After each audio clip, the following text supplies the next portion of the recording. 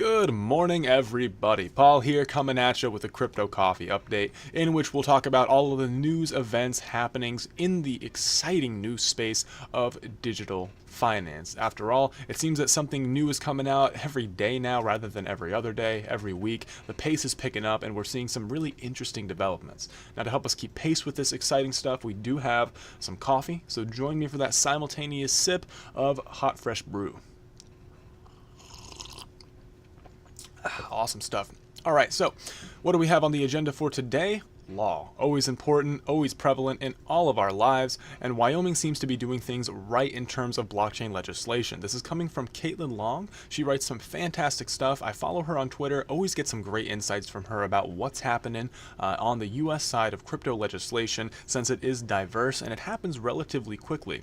After all, it's only been about 2 years, and Wyoming has passed over 13 new blockchain laws, specifically 13, working on a few more that may or may not make it through. And this has some unique implications for Wyoming as a whole, for blockchain as a whole, perhaps setting some precedent for other jurisdictions to utilize or pick apart and take what they want to use for their specific regions.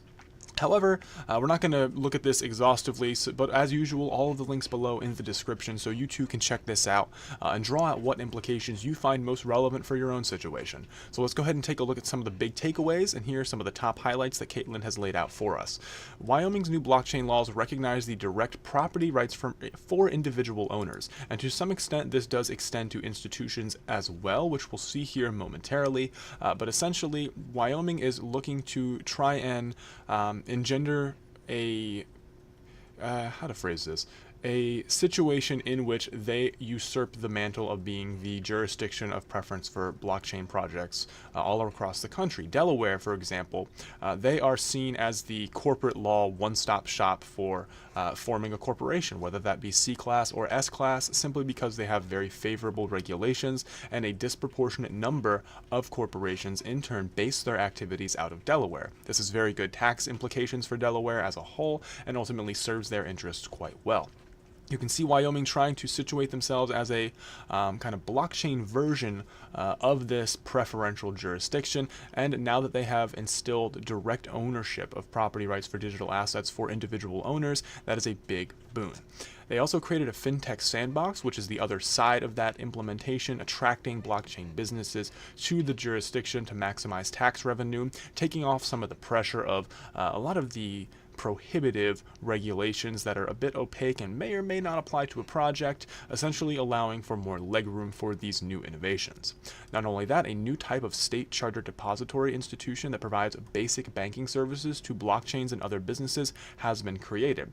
This is critical. If you remember in the last Crypto Coffee update, we discussed how Malta, the blockchain island, many blockchain projects were having difficulty establishing themselves in the jurisdiction due to the fact that banks said that they didn't have a risk appetite for blockchain and cryptocurrency projects, since too many of those, and ultimately you're usurping more risks than may be preferable for your financial institution. So Wyoming has seen this issue and has ultimately solved it by creating a basic banking service for these types of new financial technology companies. So great work around there that ultimately serves the interests of everyone, including the financial institutions that, while they want to gain exposure to this space, both in a direct and derivative forms, they don't necessarily want to usurp a disproportionate amount of risk with this innovation. So a great workaround. It also authorized the first true qualified custodian for digital assets, which is of course a bank, as you can see here. And that makes sense, considering that, as said, they want exposure, and this is fantastic since having a custodian, especially a bank that is a custodian for your digital assets, kind of goes against the not your keys, not your Bitcoin, as you can see here that Caitlin talks about, ethos. However, ultimately, the direct ownership nature of digital assets still holds true for the custodial relationship with this institution, which means that financial institutions and individuals alike that want to utilize this custodial service retain the direct ownership of the underlying asset, which is huge, given that previously there's a lot of opaque misunderstandings and perhaps perceptions about who actually owns the digital asset. Now we can see that while the bank may de facto control the asset, the de jure ownership falls on the shoulders of the individual or institution that owns the actual digital asset. So this is great, fantastic, clarifying legislation coming out of Wyoming, and they're really taking great steps to becoming kind of the Delaware of blockchain law, as Caitlin calls him. So really great stuff, fantastic article by Caitlin, very much worth a read, and as said, everything below in the description so you too can cite this source and check out how it may be beneficial for your own thinking about the space. Now, another U.S. state right across the border is Colorado. They are looking to put water on the blockchain, which is kind of hard because blockchain generally runs on a machine and computers and water don't mix. I'm just kidding. All right, so basically what they want to do is create a database for water rights, assumingly for institutions and individuals alike. 3 individual representatives from the Senate filed a bill and said that ultimately they want the University of Colorado and the Colorado Water Rights Institute or Water Institute to explore and do some research and development to see how this may ultimately work. If it fails to receive funding, however, and can't raise funds voluntarily from donations from both private and public sources, ultimately the trial will be canceled. This isn't necessarily new. Northern California, Sacramento, San Juan, Joaquin River Delta, I think I pronounced that right, ultimately wanted to do something with blockchain, and it's still in the trial stage. So this isn't the first time we're seeing water rights on the blockchain, but it definitely is demonstrative of the fact that larger institutions and states alike are beginning to see this innovative technology as something that has a wide variety of potential applications and can ultimately help with the assurance of property management and attesting of data to a network that ultimately will compress the cost of enforcement and the administrative cost of ensuring who owns what, where, when, and why, which ultimately is a very costly endeavor indeed. So really cool stuff here. They're not the only state who's checking out the potential power of this kind of innovation. Switzerland as well has been very kind to cryptocurrency projects. The city of Zug, or Zug, Z-U-G specifically, has been fantastically accommodative. And here again, we can see in Switzerland, a company known as Blockimo Ltd. Recently settled a real estate deal on the Ethereum blockchain between 2 entities that included 18 apartments and a restaurant. So this sale was completed for $3 million US roughly. And to avoid the volatility of the Ethereum network, they utilized the crypto franc, which is a Swiss franc pegged to Ethereum. So it's a stable coin basically. And everything went well. Nothing too overly noteworthy about the overall transaction itself. You can see the article's relatively short. So nothing too over the moon about how the transaction was configured. Ultimately, it just serves as a fantastic representation of the fact that these large financial institutions, high net worth individuals, and state actors alike are beginning to view this space more seriously and find a huge, diverse array of applications that blockchain can potentially be applied to. I also like the fact that when you put your mouse over here, it looks like the whole city is doing a rave. All right, so moving along, more Swiss stuff in the news today. As said, they're very favorable towards blockchain technology and other technological database management systems. And one of their stock exchanges, SIX or SIX, will be tokenizing their equity on R3's Corda blockchain, which is really huge. Here's a quote from Sven Roth, I'm going to get your name right there, man, the chief digital officer at SIX Digital Exchange. He said this was very important to us because when we assessed different vendors, some of them were very focused on niche offerings and limited in the scope to very specific areas, such as post-trade, for instance. And we didn't want to be limited to just that area of expertise. We assessed a lot of vendors and technology stacks, all the ones you can imagine. And this is something that we're seeing more and more in the crypto space. Large institutional and enterprise clients that want to become involved in the crypto space, in the blockchain technology field, and perhaps dip their toes in the ecosystem, they kind of run against a brick wall of trying to dig through what potential application may be best for their specific business needs. Given this is a stock exchange, they had deep coffers through which they could draw a lot of funding for research and development. Ultimately, they decided on R3's Corda platform, Corda Enterprise. However, smaller and medium enterprises don't have this luxury, and that is 99% of businesses all around the world. That are small or medium enterprises. So realistically, sussing out what platform may be best for which use case is a critical part of distilling this information to be more digestible for the layman and for individuals just out there who don't have the time to dig into this sort of thing and really want to know just what's the best platform for this particular use case. And unfortunately, that can be difficult to do considering there's vested interests all around the space. So that's part of what we do here at Cryptide, try and identify and break down this information to be more digestible for everybody. So hopefully this will be less of a problem in the future, having to dig through and, as said, kick the tires of all these DLTs. Of course, nothing's ever going to replace your own due diligence, but streamlining that process is definitely something that could benefit everybody in the space for sure. Now, getting real, Core to Enterprises, as said, is the more paid for, higher tech, assumingly, more professional version of R3's blockchain, considering that enterprise solutions generally want a more private system. While this may or may not fly in the face of the whole distributed permissionless networks such as Bitcoin and to an extent Ethereum, large institutions don't want to have their data, all of it, public facing. So it's reasonable that these innovations, by and large, may not always echo the blockchains that we're familiar with as veterans in the space. So keeping in mind that I'm kind of concurrent with Ari Paul's thinking in the idea that most of the innovations that we'll see that are inspired by blockchain will not occur on an actual blockchain themselves, and if they do, it will be in a permissioned format. Keep in mind, blockchain started in 1992. That was the first paper that talked about organizing data in a chain structure using kind of chunks of it. They didn't use the term block specifically, but for all intents and purposes, it was a time-stamped checkpoint of data moving forward one instance at a time, so a blockchain. So 1992, nothing necessarily new per se, and it wasn't until 2009 we had that great innovation that was a permissionless distributed system. That's Bitcoin. So the innovation we're seeing here is very much healthy. It's very much legitimate. So not being a ideologue about this kind of thing can be very helpful for sure. I know it's evolved a lot of my own thinking from many, many years ago, from the early days when I first got involved in this space. And here's something from Charlie Cooper, a managing director over at R3. He said the first thing that's important is the fact that a mainstream, influential financial market infrastructure player has decided to launch an exchange for digital assets and do it on blockchain technology. So I definitely agree there. Fantastic and well said, Mr. Cooper. It's definitely a boon for the space as a whole, whether or not it is ideologically aligned with how Bitcoin has configured its own system. So fantastic stuff. And this goes to show that, almost $3 billion in 2019 is apparently going to be the figure we'll see in global blockchain spending, as all around the world, individuals, institutions, and banks, central banks as well, are keeping an eye on this sort of technology. An increase of over 88% from 2018. All in the heart of a bear market. It's been said when bear markets like this occur, that's when building really gets serious, since a lot of the noise clears the space, and I can definitely attest to that. As said, we have some great stuff on the burners. We're working really hard on a lot of stuff behind the scenes, so keep an eye out for that. And a lot of this investment is just sloshing around looking for the best potential place to land. As said, blockchain's finding its way into new industries.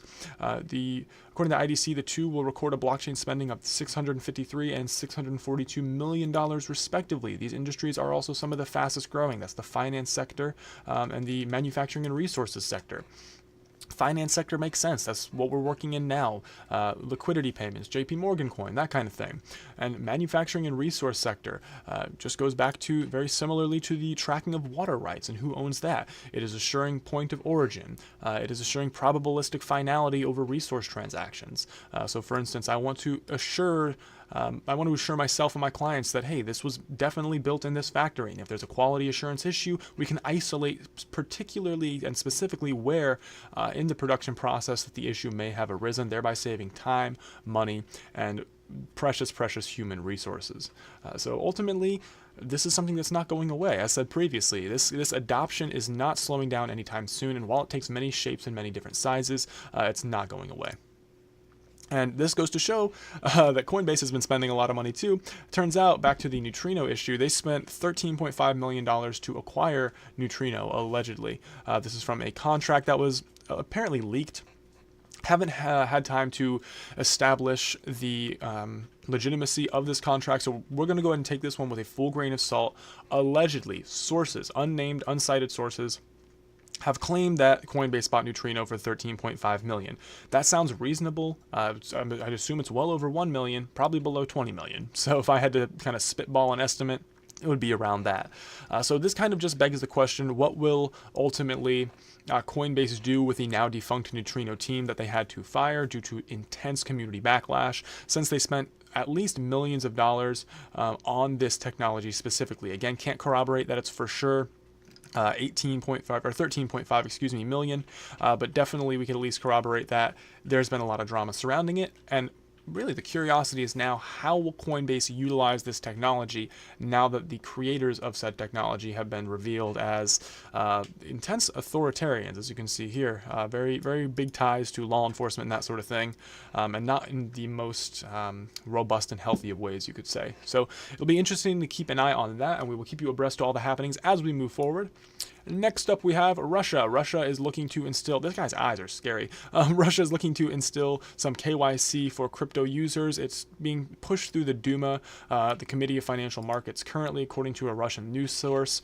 Couldn't corroborate that since I don't speak Russian, but according to Cointelegraph, that's what it says. So the Duma is currently pushing through some legislation that may or may not ultimately enforce KYC for a number of digital financial assets, including cryptocurrencies, as you can see here. This will ultimately, allegedly, help to curb some of the illicit activities coming out of the Russian Federation as it pertains to crypto, with violations apparently reaching up to 15 years of imprisonment.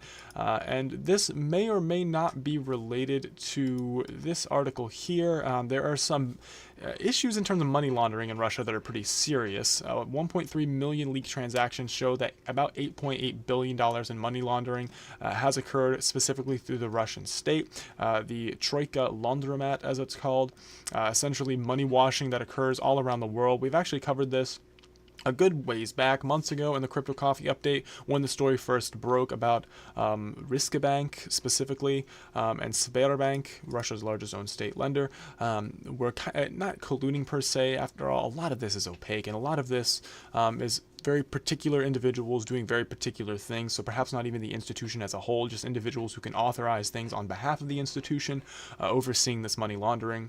Citibank is involved, and as said, we're talking $8.8 billion or more, so huge amounts of capital over the better part of a decade being laundered all around the world. So no clear connection as to whether or not this corroborated fiat money laundering that's occurring out of Russia is potentially related to a potential crackdown on Know Your Customer and anti-money laundering regulations here in Russia. In terms of the digital currency space, no clear definitive answer as to whether or not they're connected. I think it would make reasonable sense to hypothesize tenuously yes, but again, nothing definitive. Just suffice to say, a lot of money sloshing around in the space, and a lot of it potentially illicitly as it pertains to maybe less developed areas such as Russia, Eastern Europe, and the like. So interesting stuff there for sure.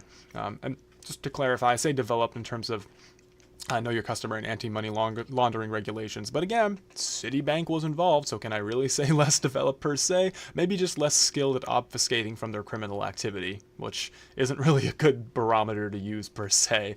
All right, so let's shift out of the state actor mentality and kind of get into some of the stuff coming out of Ripple. Ripple CEO says JP Morgan coin, which is a stable coin, lacks interoperability and just use the dollar. I don't get it. Personally, I think this is hilarious, and let's talk about why. We're going to take this step by step. Brad Garlinghouse, Garlinghouse. Okay, Brad Garlinghouse. I always mess up his last name there. I'm not sure if it's Garing or Garling. So Brad Garlinghouse, I was saying this guy from Morgan Stanley was interviewing me last week. I asked him, hey, is Morgan Stanley going to use JP Morgan's coin? Probably not. Will Citi use it? PNC? Answers no. So we're going to have all these different coins, and we're going to get back to where we are. There's a lack of interoperability. Let's think about this. JP Morgan announces JPM coin for institutional customers. If you give them $1 as deposits, they'll give you a JPM coin, and you can then move it to the JPM ledger. Wait a minute, just use the dollar. I really don't understand what problem that solves. And frankly, this is actually pretty embarrassing for Brad. I think this is like a textbook example of the pot calling the kettle black. This is the exact use case Ripple claims that they're going to solve. The idea that, oh, we have Nostros and Vostros accounts, and rather than simply using the dollar or the euro or what have you to settle these payments, you can use this third-party ledger through the Ripple network, whether that be through XRapid, in which you're using XRP, or XCurrent, where you use your own proprietary network. We can settle this issue for you. Brad, why not just use the dollar then? It's the exact same thing. Francis Coppola?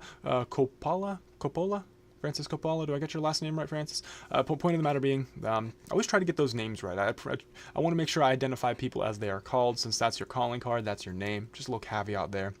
I don't agree with everything she says. I follow Frances on Twitter. She puts some great stuff out there, but I don't agree with everything she says. We'll just leave it at that. But this is something I found insightful, and here her expertise really shines through when talking about Nostros and Vostros accounts. Makes a lot of sense. Essentially, her argument is that this is not dormant money. Ripple calls it dormant money, and they're going to capitalize and help banks use this dormant money, settle payments faster, etc. Nostros and Vostros accounts aren't dormant. It is literally claimed by another bank. You have a counterparty that is the Vostros. It is the counterparty to the account that debits the money. So ultimately there's two parties, and if something is due to be paid, it's not yours to use, which makes sense. It's like a credit account. The money is there, but ultimately it is allocated for specific payments. So it's not like it's, oh, this money is just dormant, it's not being used. It is being used. It is specifically allocated and designated for a payment in the near future. So for Ripple to try and capitalize on that dormant payment, well, it's not exactly dormant. And frankly, the idea that, oh, well, why not just use the dollar, I don't really understand, again, flies in the face of Ripple's use case. Here, JP Morgan, what do I have it pulled up? I don't have it pulled up. JP Morgan, essentially, it's a stable coin, and what they're going to be doing is settling issues of payment between larger financial institutions and partners that they have, and they ultimately do $6 trillion dollars worth of payments daily. So it makes sense that they would want something that is fast, instantaneous, and proprietary to settle these debts and obligations between themselves and their closely tied clients. After all, it's only available to some of their more prestigious clients for the time being, as they ultimately test the network to ensure its robustness for prime time for assumingly everybody. So that makes sense. It's something that is proprietarily controlled. It's not a third party. Yes, they could use the dollar. However, the dollar in terms of settlement ultimately requires a third party, whether that be a SWIFT system or something of the like. So it kind of fails me. I don't understand what Brad is getting at here, considering that maybe he's just threatened since this looks to eat Ripple's lunch. Ultimately, this is just a return to free banking. This is something that's occurred for most of human history. It's not new. It's not unique. It's something that we've seen before. Banks have issued currency. Railroads used to issue currency, and ultimately there was a lot of economic activity and hedging in terms of financial exposure you could have when free banking was a thing. It was actually a pretty unique time, despite it being most of human history, that allowed for a lot more hedging. So really interesting potentiality here as we potentially return to an environment in which we have quasi-private banking.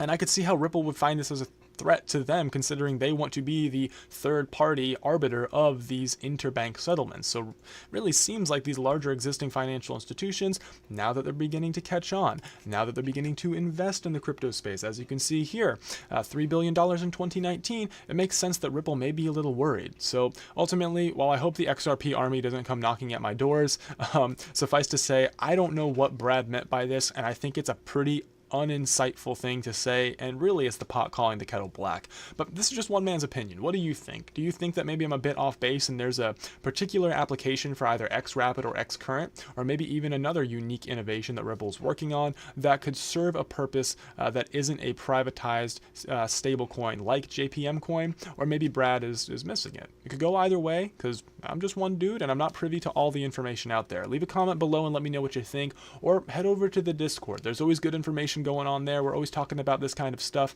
After all, there's infinite implications that can be drawn, at least as many implications as there are people and unique perspectives. Now, blockchain firm Settle is settled. They're filing for insolvency, but don't. Essentially, this is a London-based blockchain infrastructure company that wanted to help larger financial services, and now they're looking for a larger financial service firm to take on their own equity to essentially, I guess, either try and stave off or raise some notion of capital continue to wind down operations. Here is a quote from back in 2015. Oh wait, no, sorry, he's a trading veteran back in 2015. Having made early investment in development in ID2S, a benchmark test to meet CSD regulations, Settle Development Ltd recognizes that as an early-stage technology firm, it is not sufficiently placed to contribute the capital required. As such, it is now seeking to place its ID2S holding with a larger financial services firm, one better place to provide the capital required to support the growth trajectory. So, as said, Settle Development Ltd. Wanted to help with the kind of regulated onboarding of crypto and digital assets. However, they don't have the capital to do so. This is something that, again, demonstrates why JP Morgan Coin and other large financial institutions are well positioned to kind of work with the existing infrastructure in this space and ultimately provide some of that lubricating capital to build out the infrastructure necessary to continue onboarding. Around the time Settle was granted an SCD or CSD license, former Goldman banker Felipe Morel was appointed CEO back in 2015. They hired an executive director from the Bank of England, so everything seemed to be going well. But again, valuation and capital really is an issue in the space. Even though we're seeing record inflows of capital, $3 billion in terms of global payments is not that much. As said, JP Morgan deals with $6 trillion daily. So this kind of development is slow but sure, but as the onboarding process becomes easier, as these type of institutions begin to become more interrelated to the existing infrastructure, capital inflows and forward investment is going to become much more streamlined. So fantastic stuff there. So kind of feel bad for the Settle team, but ultimately if they're able to gain the interests of a larger firm that then picks them up and kind of allows them to hitch their cart to them, that would be fantastic for them. So best of luck in future endeavors.